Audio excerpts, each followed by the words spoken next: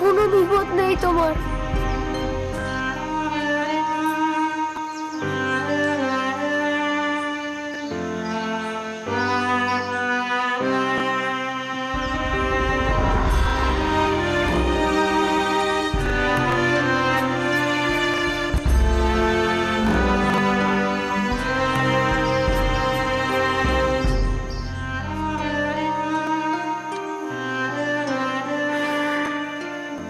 একদিন একদিন আমি তোমার জীবন কেড়ে নিতে চেয়েছিলাম ঠাকুর, আর আজ আজ সেই তুমি আমার প্রাণ রক্ষা করলে।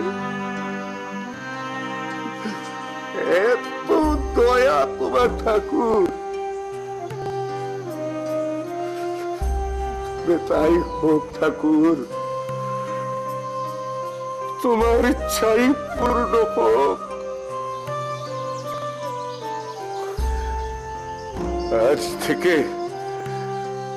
আজ থেকে আমি মানুষের সেবা করব, তাতেই প্রায় চিত্তির হবে আমার।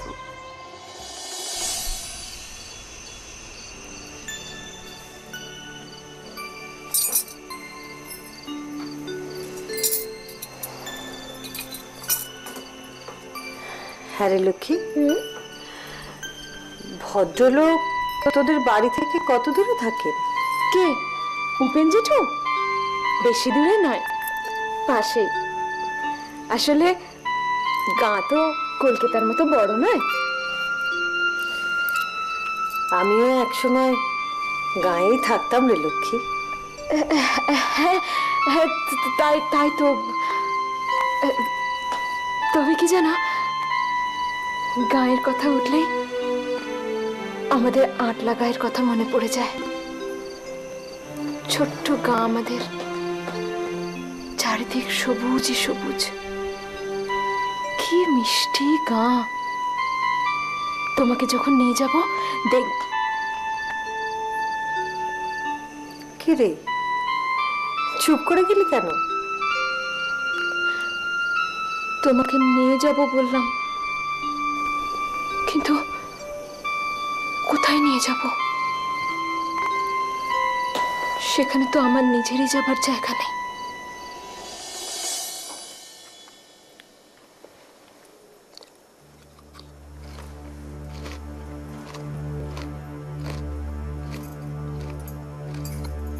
তোমাকে একটা সুখবর জানাই।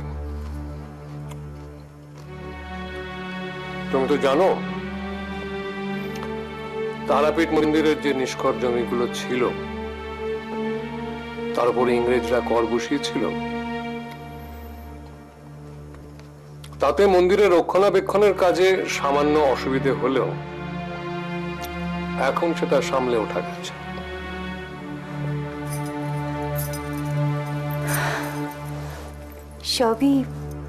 সবই তারামায়ের দয়া।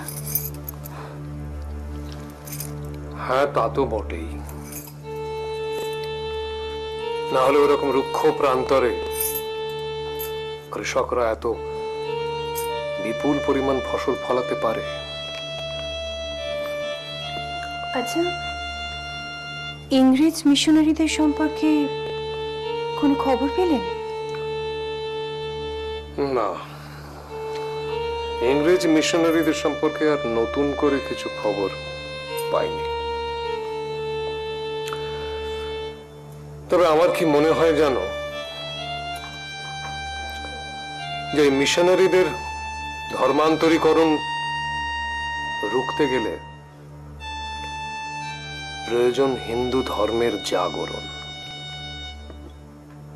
আর সেটা হতে পারে কোন মহাপুরুষের হাত ধরে। আপনি কি সেরম কোনো মহাপুরুষের সন্ধান পেয়েছেন? না, তেমন নয়। তবে তারাপুর থেকে কিছু আশ্চর্যজনক খবর আমার কানে এসে পৌঁছেছে।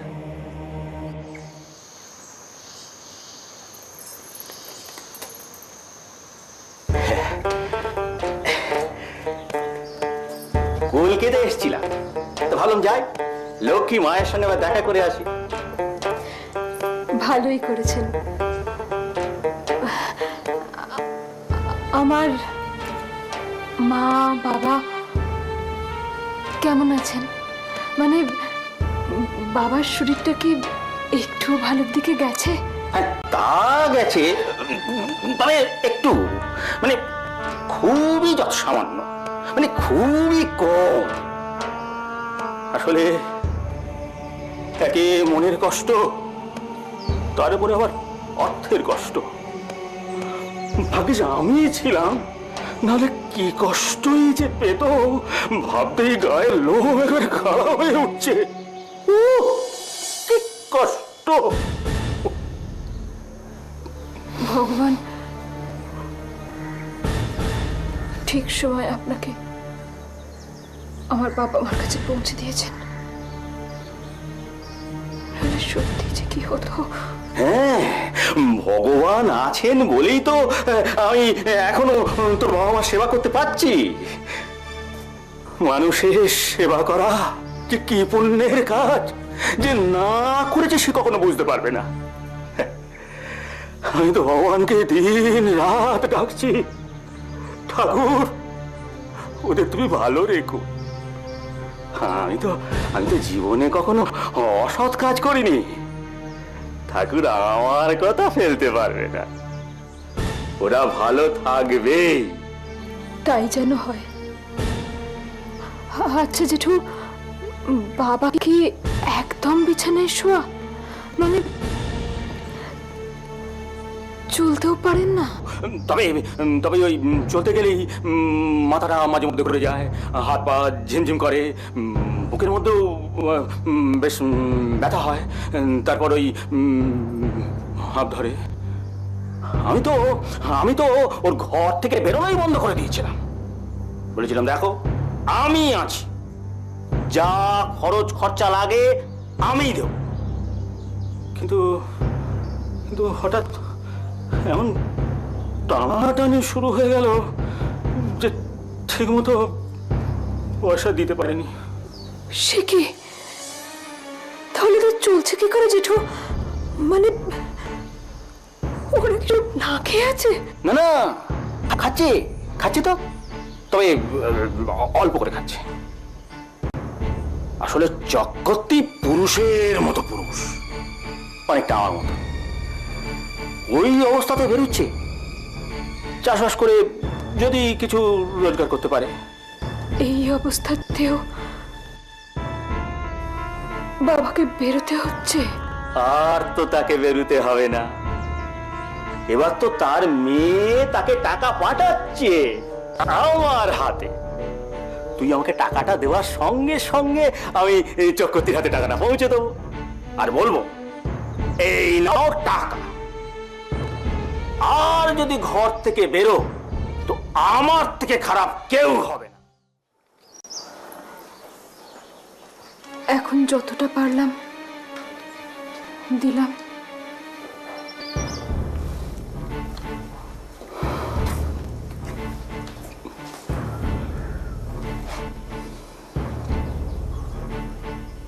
আপনি কিছু চিন্তা করছেন জেঠু? না না না না, মানে এমন কিছু নয়। মানে আমি ভাবছিলাম যে এইটুকু টাকা দিয়ে কি করে ওদের সংসারটা চালাবো, আর কি করেই বা তোর বাবাকে বদ্যি দেখাবো। আরো টাকা এখনই লাগবে? হ্যাঁ, মানে হলে ভালো হয়। মানে ঠিক এই সময়ে আমার আবার টাকা টানাটানি শুরু হয়ে গেল। কপাল মা, সবই আমার মন্দ কপাল। যাকে যাকে তুই কিছু চিন্তা করিস না, ও দরকার হলে আমি আমার একটা জমি না হয় বেচে দেবো, ও জমি যাক, কিন্তু চোখের সামনে দুটো মানুষ যন্ত্রণায় কষ্টে শেষ হয়ে যাবে, এ আমি কিছুতেই সহ্য করতে পারবো না। কি কষ্ট! না জেঠু না, আপনাকে জমি বেচতে হবে না। আমাকে কটা দিন সময় দিন, আমি আপনাকে আরো টাকা দেব। এখন তুই টাকা দিচ্ছিস দে মা, কিন্তু আমার টাকা পয়সা সুরা হলে আমি কিন্তু তোর কাছ থেকে বারবার আর টাকা নিতে পারবো না। হ্যাঁ, শুধু তুই না নিলে কষ্ট পাবি বলে মাঝে মধ্যে নেব। না জেঠু, বাবা মার খরচ খরচা আমি দেব। না দিলে যে আমি শান্তি পাবো না। সেসব পরে হবে, শুধু যাওয়ার সময় আশীর্বাদ করে যাই মা, তুমি অনেক বড় হও, অনেক অনেক টাকা রোজগার করো। আমি এখন আসি। জেঠু, আমার বাবা মার দিকে একটু নজর রাখবেন। ওদের তো দেখার মতো আর কেউ রইল না। তোর খুব ভয় করছিল না রে মামা? করছিল তো, খুব ভয় করছিল। কিন্তু জানো বাবা, ওরা যখনই আমাকে ডাকাত সর্দারের কাছে নিয়ে গেল, তখন একজনকে দেখে আমার সব ভয় কেটে গেল। একজনকে দেখে তোর সব ভয় কেটে গেল? ওই ভয়ঙ্কর ডাকাতদের আস্তানায় এমন কাকে দেখলি রে তুই?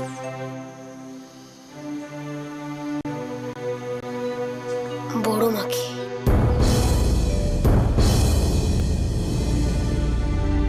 বড় মাকে দেখেছিলাম গো। এ তুই কি বলছিস? স্বয়ং তারা মাকে দেখলি তুই? হ্যাঁ গো, কিন্তু এই বড় মা তারাপীঠের বড় মার মতন দেখতে নয় গো। এই মা খুব রাগী রাগী দেখতে, কিন্তু আমি ওই রাগী মুখের দিকে তাকিয়েই আমার বড় মাকে দেখতে পেয়েছিলাম। তারপর চুপ কর বাবা, চুপ কর। এসব কথা শুনলে আমার বুক কেঁপে ওঠে। আর ভয় কিসের মা? বামা তো ওই সাংঘাতিক ডাকাতের ঘাড়ে চড়ে ঘরে ফিরে এসেছে, আর আমাদের কোনো ভয় নেই। তবে বামা, তুই বেটা ওই ডাকাতটাকে এমন ভেলকি দেখিয়েছিস না, ও জীবনে আর কোনোদিনও কারোর অনিষ্ট করার সাহস পাবে না। দেখলি না কাকি কেমন বলে গেল? ও বেটা ডাকাতি ছেড়ে এবার থেকে কিনা ধমে কমে মন দেবে। একদিকে বাবা নিশ্চিন্তি হওয়া গেল, ওই কালির জঙ্গল পেরোতে আর কখনো কাউকে ভয় পেতে হবে না।